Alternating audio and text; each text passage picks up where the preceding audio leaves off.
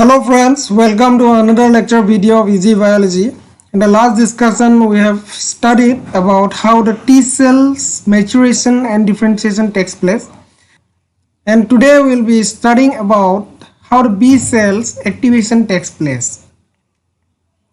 The activation of T cell is one of the very much important event that will help in interacting with both the cellular immunity and also finally with the humoral immunity.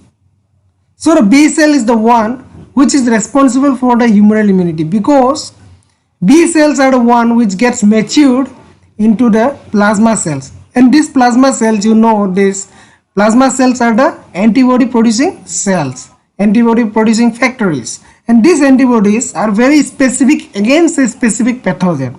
It can go and interact with the pathogen and then disrupt the pathogen from further making any entry. Okay, we know that there are different types of immune cells present, but these cells need to be activated because without the activation process they cannot do the process of interaction and they cannot do the job that is been given to them.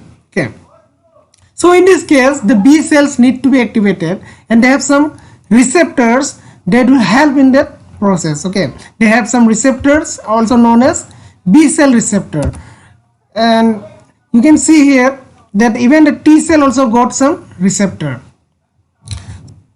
So in this B cell receptor the antibodies comes and they can bind with this B cell receptor very tightly, and they remains there for receiving the signals. Okay, for receiving the signal from the pathogen.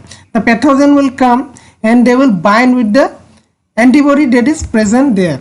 So this is the antibody that is bind with the B cell receptor, and these antibodies have two different regions. One is the variable region and the other is the constant region. Okay, they have two different regions, and these variable region are continuously mutating.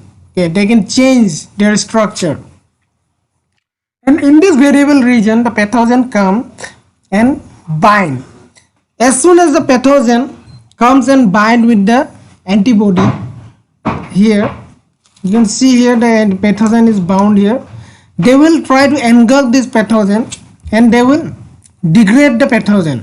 Yeah, the B cell will degrade the pathogen and they will showcase with the help of MSC class 2 complex. Okay, they will showcase this pathogen to the T cell receptor of the T helper cell. Yeah, and thus the T helper cells will engage in interaction with the B cell.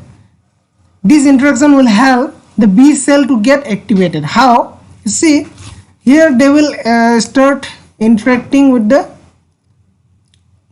T cell, right?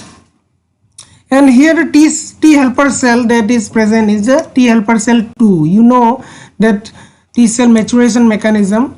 There you have found that the T cell is differentiated into two different types of cells. Okay, one which can bind with the MSC class 1 and one which can bind with the MSC class 2 complex.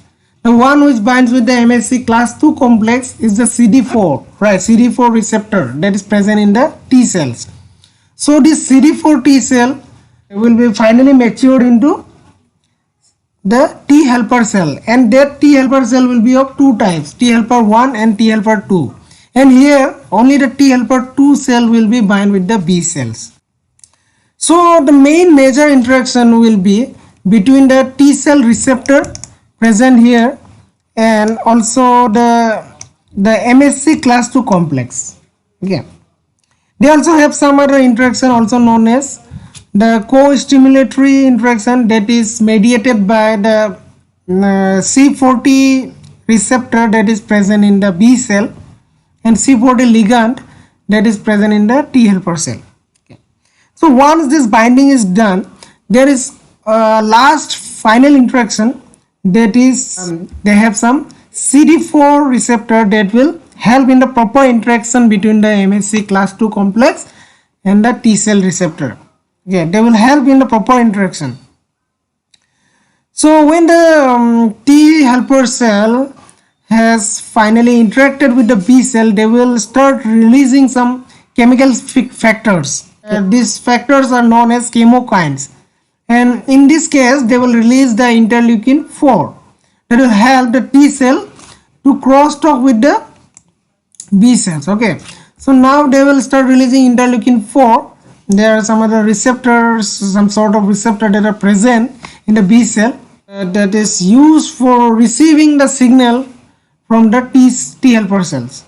Okay, and these are known as interleukin 4 receptor. And after the signal is received by interleukin 4 receptor, they will trigger some more signaling factor inside the B cell, which will help the B cell to undergo different changes.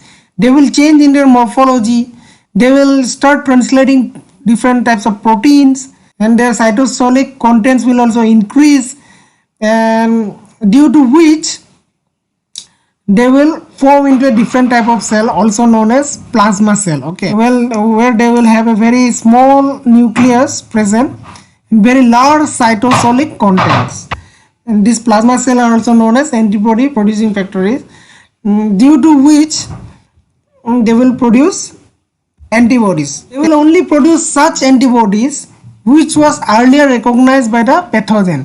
So here the pathogen came and they will recognize this antibody was involved in interacting with the pathogen. They will recognize the pathogen. Suppose here the antibody was immunoglobulin M, IgM. Okay, because the antibody is here is IgM that is interacting with the pathogen. So here also in the plasma cell also they will produce IgM type of antibodies. Okay, immunoglobulin M antibodies. Thus the plasma cell will finally release these antibodies to go and bind with the antigen. They will release these antibodies to the body, and they will go and bind with different antigens and carry out other processes to regulate the pathogen or to kill them. So this is what about the B cell activation mechanism. I hope you understood it well. So if you understood it well, give a like and also share with your friends, and do subscribe to my channel. Thank you.